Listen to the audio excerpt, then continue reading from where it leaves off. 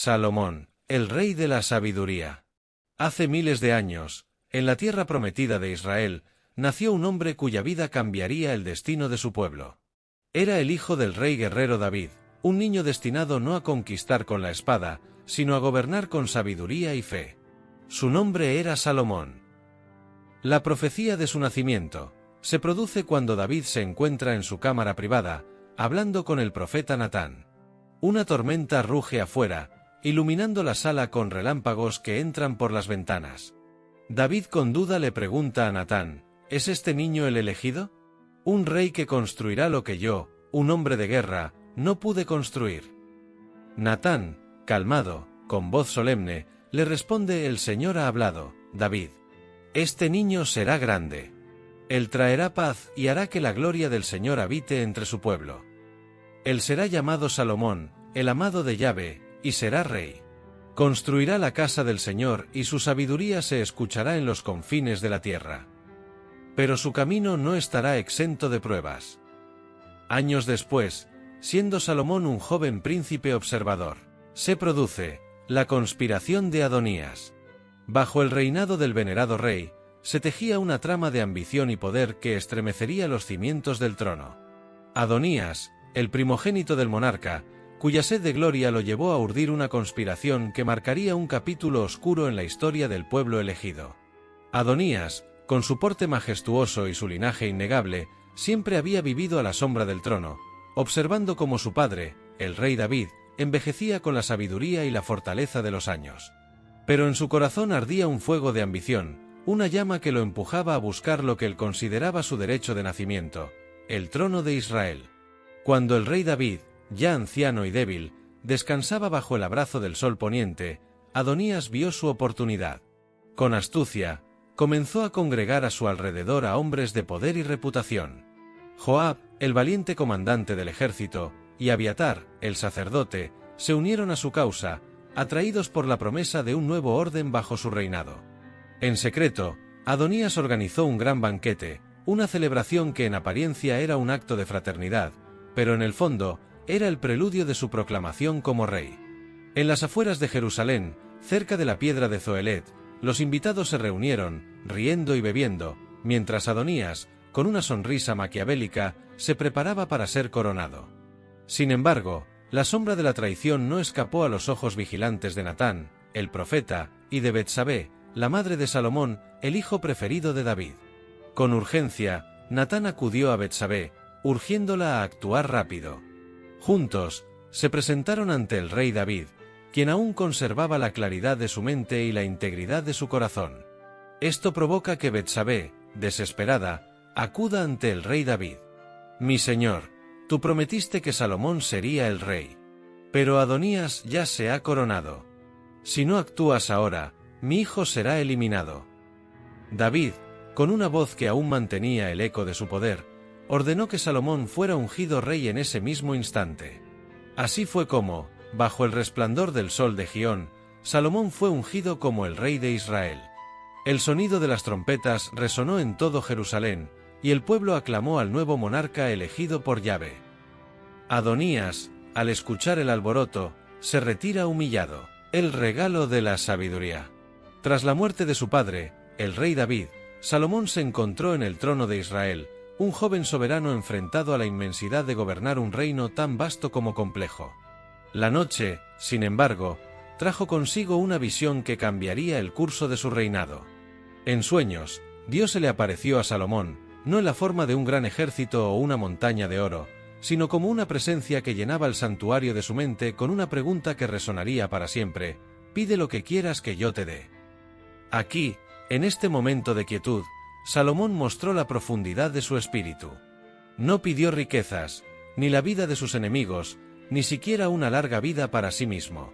Con una humildad que desafiaba su juventud y posición, Salomón dijo: «Dame, pues, sabiduría y ciencia, para que pueda yo salir y entrar delante de este pueblo, porque ¿quién podrá gobernar a este tu pueblo tan grande?». La respuesta de Dios fue como el amanecer después de una larga noche, clara y llena de promesas. «Porque no has pedido para ti riquezas, bienes o gloria, ni la vida de tus enemigos, ni muchos días de vida, sino que has pedido sabiduría y conocimiento para gobernar a mi pueblo, sobre el cual te he hecho rey. Sabiduría y conocimiento te son concedidos, y te daré también riquezas, bienes y gloria, como no las tuvo ningún rey antes de ti, ni las tendrá después de ti. Y así, se selló el destino de Salomón. Al despertar, el rey se encontró en su lecho, pero el mundo a su alrededor había cambiado. Ahora, cada decisión, cada juicio, estaba teñido por la sabiduría divina. Pronto, su fama se extendió más allá de los límites de Israel, hasta que incluso la reina de Sabá, atraída por los rumores de su inigualable discernimiento, viajó desde tierras lejanas para probar su sabiduría. La prueba de su don vino en forma de un juicio que grabaría su nombre en la eternidad. Dos mujeres llegan, sosteniendo un bebé y gritando acaloradamente. Los cortesanos las miran con desconcierto mientras Salomón las observa con calma desde su trono. «Mi señor, este niño es mío. Esta mujer miente». «No. El niño es mío. Ella lo robó mientras dormía». Salomón se levanta lentamente de su trono y pide: «Traedme una espada. Partid al niño en dos, y que cada una reciba su mitad». La primera mujer grita y se arrodilla, con lágrimas en los ojos. «No. Por favor, no lo matéis. Que se lo dé a ella, pero no le hagáis daño». Salomón baja la espada lentamente y la señala: «Esta es la madre, porque su amor es más fuerte que su propio deseo».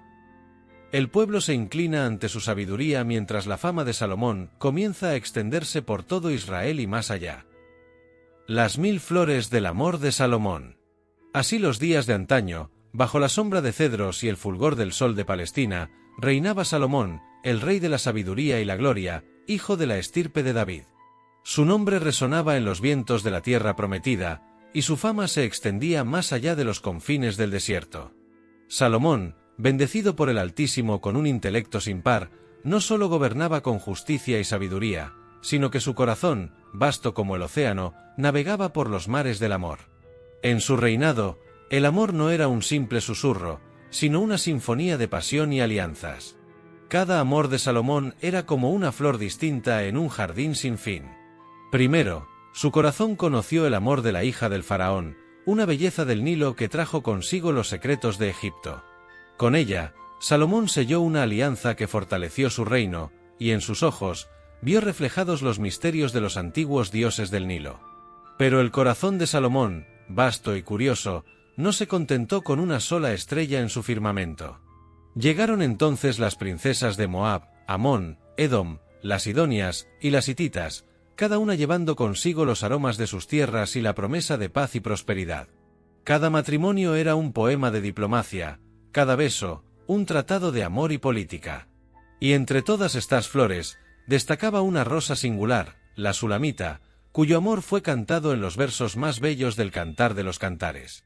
Su amor fue un torrente de pasión, una danza de coqueteo y ternura bajo la luna de Jerusalén. Sus palabras, tejidas con la seda de la poesía, nos hablan de un amor que supera la majestad de los palacios. Yo soy la rosa de Sarón, el lirio de los valles.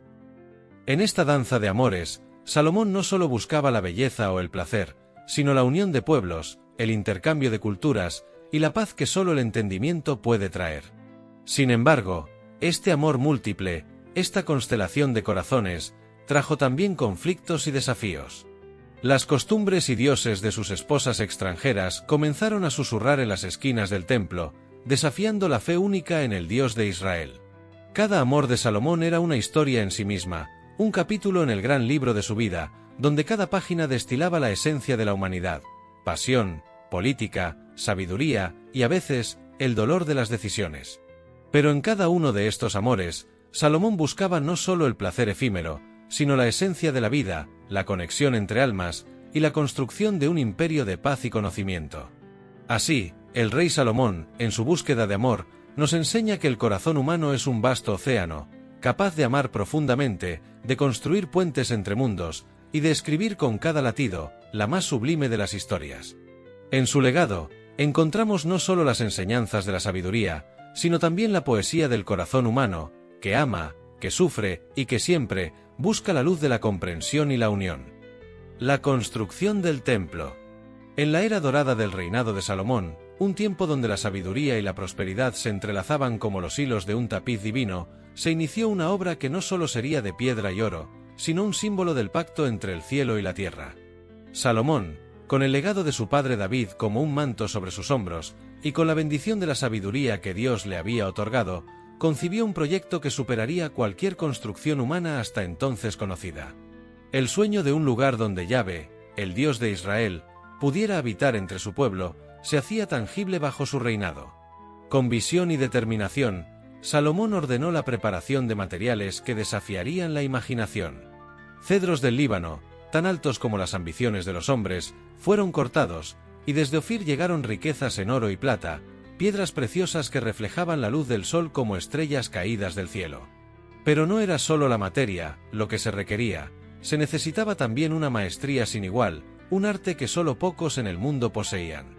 Hiram, rey de Tiro, amigo y aliado de Salomón, envió no solo los materiales necesarios sino también a Hiram Abí, un artesano de habilidad divina, capaz de trabajar metales y tejidos con una maestría que parecía bendecida por los dioses. Así, en Jerusalén, en el monte Moría, el lugar donde Abraham había probado su fe, comenzó una obra de tal magnificencia que sería el corazón de Israel. La construcción del templo fue una sinfonía de esfuerzos humanos y celestiales. Miles de trabajadores, como hormigas en una colmena, movían piedras gigantescas, cada una cortada con precisión para encajar sin necesidad de martillo en el lugar sagrado. El sonido del trabajo era el himno de una nación unida bajo la visión de su rey. El diseño del templo era un reflejo de los cielos. El Santo de los Santos, donde residiría la presencia de Dios, era un cubo perfecto, símbolo de la perfección divina. El altar, el mar de bronce, las columnas Jachín y Boaz, todo estaba impregnado de significado, cada detalle una lección sobre lo sagrado y lo divino. 7 años duró este acto de fe y artesanía. Cada piedra fue colocada con precisión, cada ornamento, un testimonio de la habilidad humana inspirada por lo divino. El cielo mismo respondió a la dedicación con el descenso del fuego divino, consumiendo el sacrificio y llenando el templo con una nube de gloria, una señal de que Yahvé aceptaba este lugar como su morada entre los hombres. La celebración se extendió por días, con sacrificios, cánticos y danzas, una fiesta que marcó el punto más alto del reinado de Salomón. Dentro del templo, el Santo de los Santos, donde solo el sumo sacerdote podría entrar una vez al año, se colocó el Arca de la Alianza, símbolo de la presencia de Dios entre su pueblo. Las paredes, cubiertas de oro, resplandecían, las puertas, labradas con querubines, invitaban a la reverencia. Los instrumentos musicales, creados para alabar, llenaban el aire con melodías celestiales. Entonces, en el momento culminante, descendió la gloria de Dios, llenando el templo con una nube tan densa que los sacerdotes no podían ministrar por su presencia. Era la señal del pacto renovado, un momento en que el cielo besaba la tierra, y el corazón de Salomón y de todo Israel se elevaba en alabanza. Así, el templo de Salomón perdura en la memoria y en la enseñanza, no solo como una estructura física, sino como una metáfora del espíritu humano que siempre busca construir, en la tierra, un reflejo del cielo. Cantar de los Cantares. El Cantar de los Cantares, nacido del corazón y la pluma del rey Salomón, es la expresión sublime de una aspiración profunda, capturar la esencia del amor en su forma más pura y eterna. Salomón, dotado de una sabiduría incomparable, no solo buscaba el conocimiento de los misterios del mundo, sino también el significado del amor verdadero, aquel que trasciende el tiempo y refleja el vínculo divino entre el alma y su creador. Así, en este poema de incomparable belleza, el sabio rey entrelazó lo terrenal y lo celestial, tejiendo un canto inmortal que evoca la búsqueda apasionada de la unidad, la entrega y la belleza perfecta. Canto sobre el Cantar de los Cantares. Oh, poema de amor divino, susurrado entre lirios y viñas, escrito por el sabio rey, cuyo corazón, aún en su grandeza, buscó entre lo terrenal la belleza eterna, entre las colinas de Judea, allí donde el aire es dulce, y el rocío besa las flores, se escucha la voz de un pastor, y de una doncella que suspira de amor, que me bese con los besos de su boca, porque mejores son tus caricias que el vino. Así comienza el cántico inmortal, una oda al amor verdadero, al fuego que no se apaga ni con los ríos, al deseo puro, nacido de los cielos. En jardines fragantes y noches estrelladas, la doncella busca a su amado. Por las calles de la ciudad lo busqué, pero no lo hallé. Mas el amor persevera, y en la oscuridad, una chispa de esperanza florece. Salomón canta al alma y al cuerpo, al amor humano y sagrado, pues el cantar no es solo un poema de amantes en primavera, sino un reflejo del amor divino, del pacto eterno entre Dios y su pueblo. Eres toda hermosa, amiga mía, y en ti no hay mancha. Dice el amado a su amada, como el Creador a su creación, llamando a su pueblo a la intimidad sagrada. Así termina el canto, pero no el amor, porque el amor es más fuerte que la muerte, y sus llamas son llamas de fuego divino. El cantar de los cantares perdura, un testimonio eterno del amor que une, del amor que trasciende lo humano, y se eleva a lo divino. Los últimos años del gran rey Salomón. En el ocaso de su vida, cuando el sol del reino comenzaba a teñirse de un dorado crepuscular, el rey Salomón, hijo del legendario David, se encontraba sumido en una encrucijada insondable. Su reinado, que había comenzado con esplendor divino y la promesa de una era de justicia y sabiduría, empezaba a mostrar grietas en su brillante estructura. Había sido el monarca más sabio que el mundo conociera, el constructor del gran templo en Jerusalén, cuya magnificencia era cantada en todos los rincones de la tierra. Los reyes y príncipes viajaban desde tierras lejanas para oír de sus labios los secretos de la sabiduría. Con el paso de los años, el corazón de Salomón fue atrapado en redes tejidas por las mujeres de naciones extranjeras, mujeres de múltiples culturas que trajeron consigo sus dioses y rituales. Salomón, que había sido advertido por el mismo Dios de Israel de no mezclarse con esos pueblos, se dejó seducir por el encanto de lo prohibido. Construyó altares para dioses ajenos en las colinas alrededor de Jerusalén, sacrificando así su devoción pura al Señor por una fidelidad dividida entre lo eterno y lo efímero. La decadencia del gran sabio.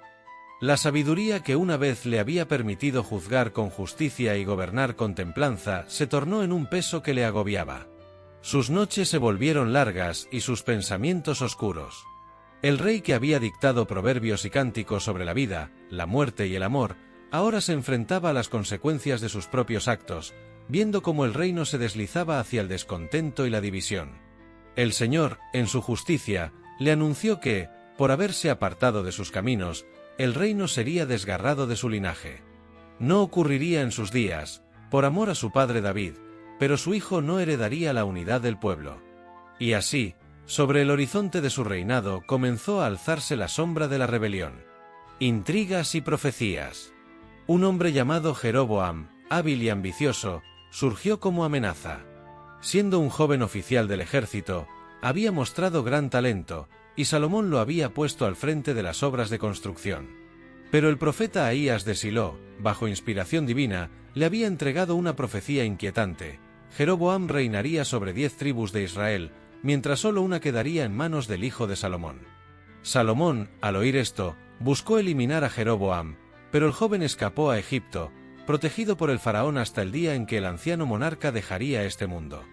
El final del sabio. En los últimos días de su vida, Salomón, cansado y abatido por sus errores, escribió con un tono distinto al de su juventud. Ya no era el poeta enamorado del cantar de los cantares, ni el filósofo del libro de los proverbios. Ahora era el melancólico predicador de Eclesiastés, quien miraba la vida con una sabiduría amarga y declaraba: «Vanidad de vanidades, todo es vanidad». El gran rey, que había sido célebre por su grandeza y poder, comprendió que la riqueza, el placer y el conocimiento, aunque deslumbrantes, no eran el fin último de la existencia. En sus escritos finales exhortó a las generaciones futuras a temer a Dios y guardar sus mandamientos, pues eso era todo para el hombre. Y así, en medio de un palacio lleno de tesoros, pero con un corazón vacío, Salomón cerró sus ojos para siempre, dejando tras de sí un legado que sería contado por generaciones. El reino de Israel, que una vez se alzó como el más poderoso de la región, estaba a punto de fragmentarse, cumpliéndose la profecía. Así termina la narración de esta fascinante historia, Salomón el rey de la sabiduría. Hasta luego, entusiasta de la Biblia, Recuerda suscribirte y dar like para seguir compartiendo historia como esta.